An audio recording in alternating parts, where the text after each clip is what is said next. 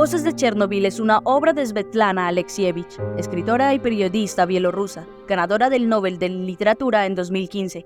Esta obra de no ficción se basa en la recopilación de testimonios orales de sobrevivientes al accidente nuclear de 1986 en Ucrania. A través de un trabajo literario cuidadoso, Alexievich refleja lo íntimo, crudo y sobrecogedor de las experiencias de los afectados. En esta reseña, nos gustaría detenernos en 3 monólogos en particular. Pero antes de comenzar con el análisis de estos textos, es importante detenernos en la nota histórica, ya que este primer apartado del libro busca evidenciar a través de los datos históricos y estadísticos tomados de diversas fuentes un panorama objetivo de los hechos ocurridos, lo cual funciona como base para entender y orientar la lectura. La nota histórica representa una memoria colectiva y estructurada, donde lo matemático importa para condensar la veracidad de los hechos. Es sobre esta nota que recae el pacto de lectura, ya que es ahí, como receptores, que aceptamos a los monólogos que estamos a punto de leer como un material testimonial real proporcionado por auténticas víctimas de la catástrofe. Ahora bien, si partimos de teóricos como Truman Capote y Rosa Montero, vemos que todo texto es birreferencial. Eso quiere decir que estos monólogos están atravesados tanto por el mundo externo, el contexto experiencial de la realidad fáctica, como por el mundo interno, la experiencia subjetiva del ser. En este orden de ideas, Alexievich recoge las voces y memorias de personas que vivieron en carne propia el desastre de Chernobyl, supervivientes, familiares de las víctimas, bomberos, médicos, científicos, desplazados y ciudadanos corrientes.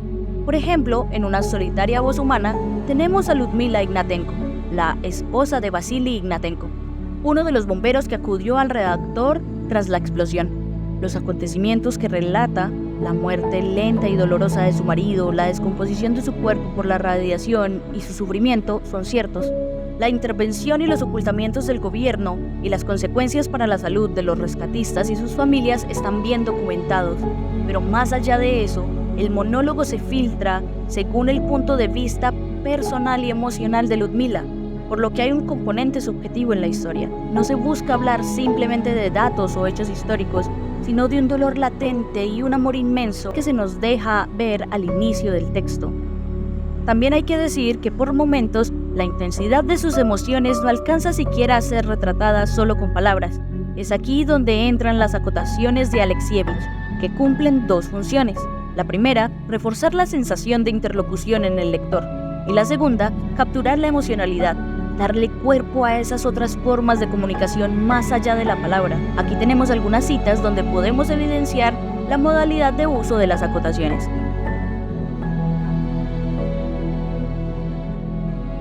En estos ejemplos podemos ver una clara birreferencialidad, pero ¿quiere decir que este y otros monólogos no son exactamente palabra por palabra lo que las personas dijeron? Para resolver esta duda acudimos al concepto de facción, propuesto por Albert Chillon, el cual nos habla de la producción y complexión que implica un texto. La facción es el espacio que entiende lo ficcional y lo no ficcional, al reconocer que en un texto se realiza un ejercicio de referencia externa que influye en la construcción del mismo. No obstante, también existe un componente creativo, la poiesis, que permite moldear y reinterpretar esas referencias externas. Por lo tanto, el trabajo de Alexievich no se limita solo a ser receptáculo de ideas externas, sino que también las moldea y las transforma a través de su creatividad literaria. Al hablar de otros testimonios, como el monólogo acerca de una canción sin palabras, nos encontramos también con la aplicación de estos conceptos. En este monólogo de una sola página, podemos apreciar la preocupación de María Volkov por su vecina. Y lo bello de este monólogo es que no solo refleja la angustia y la tristeza de María, sino que ella es a su vez la vocera de la preocupación de todos sus vecinos. Leamos una parte juntos. Le besaría a usted los pies, se lo suplico. Encuéntrenos a Ana Shusko.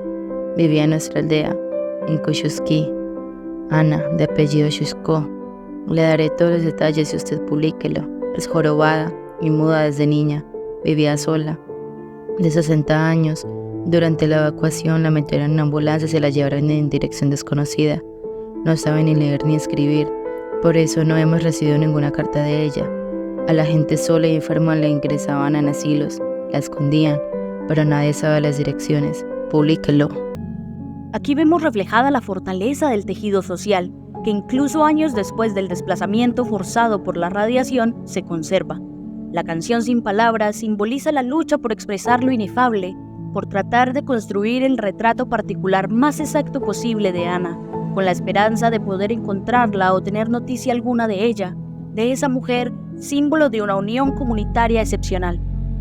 La imaginación de Alexievich respeta pues las exigencias referenciales, es decir, que conserva los hechos comprobables, los nombres, los lugares, los datos relevantes, pero también implica el cuidadoso uso de las formas textuales para el ejercicio de escritura, logrando generar un ritmo en la narración, a través de la repetición de frases o la aparición de silencios, la construcción y separación de los enunciados, entre otros recursos que logran magnificar el sentimiento, dejando sensaciones particulares en cada lector.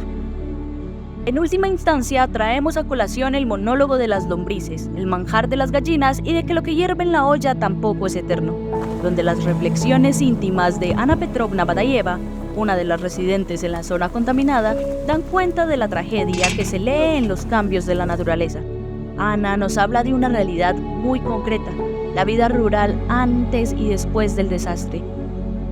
Podemos ver la mención de los escarabajos de Colorado y su indiferencia ante la radiación, lo que forma un paralelismo con la postura de muchos ciudadanos que decidieron quedarse en su hogar, mostrando por encima de todo el apego al territorio y la dificultad para entenderse en un contexto fuera de él. Por último, podemos ver cómo una vida que parecía segura y tranquila se pierde en apenas un instante, reflejando la confrontación con una realidad completamente distinta, junto con la gesta de un nuevo estilo de vida afianzado en la resignación por lo que hay. Este testimonio nos recuerda lo frágiles que pueden ser la realidad y la cotidianidad. Podemos concluir que el procesamiento realizado por Alexievich de estos testimonios crea una experiencia literaria íntima.